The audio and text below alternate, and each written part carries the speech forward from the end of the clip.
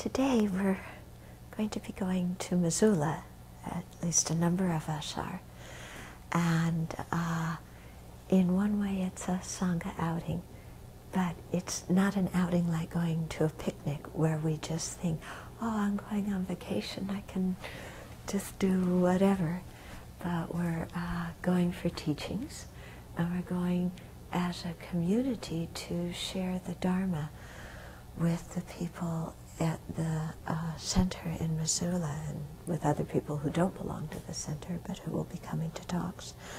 So it's very important as monastic when you're going someplace and we'll be staying at the houses of the lay people to be an easy person to take care of. In other words, we shouldn't be demanding and asking, can I have this, can I have that? We shouldn't sit at the table and wait for them to serve us and then after the meal let them clean it up.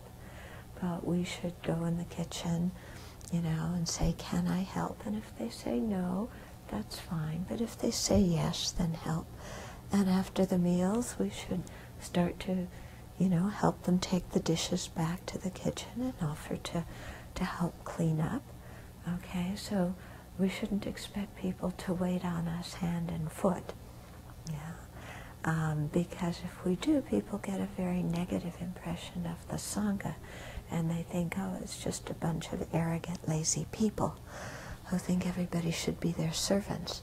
But in actual fact, we should be their servants.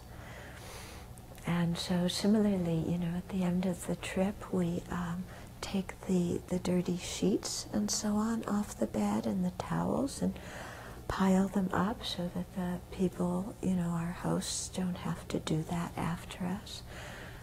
We clean the room as much as we can, you know, and we generally try to be easy to take care of.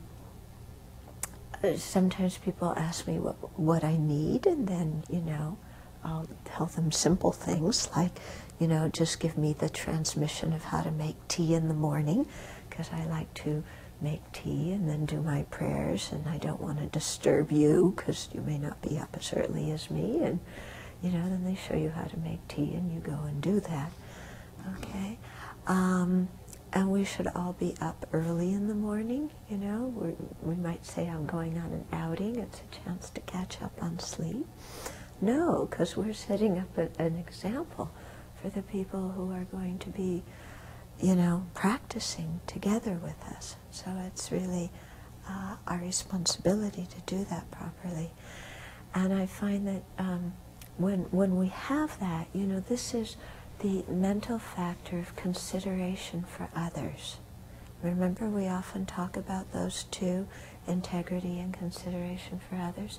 So this is the consideration for others in the sense of being aware that other people's faith in the Buddha, Dharma, Sangha depends upon how they see us act, you know? And if we're just like all over the place and, you know, talking loudly and making jokes and carrying on and, you know, everything, then they're going to say, well, I thought Buddhism was supposed to teach you to be calm and quiet, and these people are like crazier than I am, you know?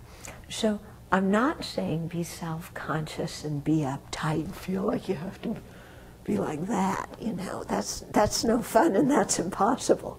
But it's this, we're just bringing our practice of mindfulness and, you know, checking awareness together with us, you know, as a way of spreading the Dharma to other people. Yeah, because we care about them.